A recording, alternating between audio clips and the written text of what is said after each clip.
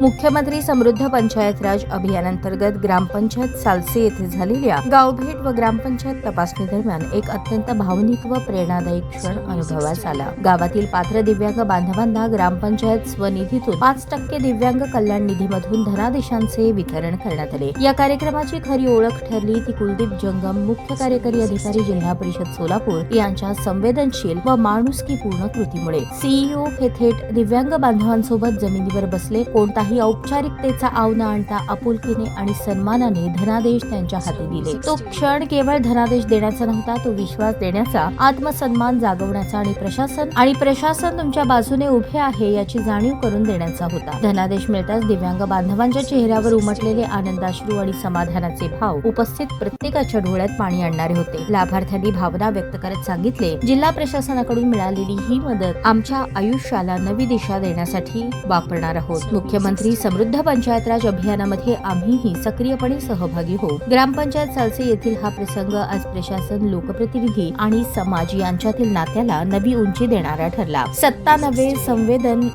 नव्हे संवेदना महत्वाची हेच या घटनेतून पुन्हा अधोरेखित झाले।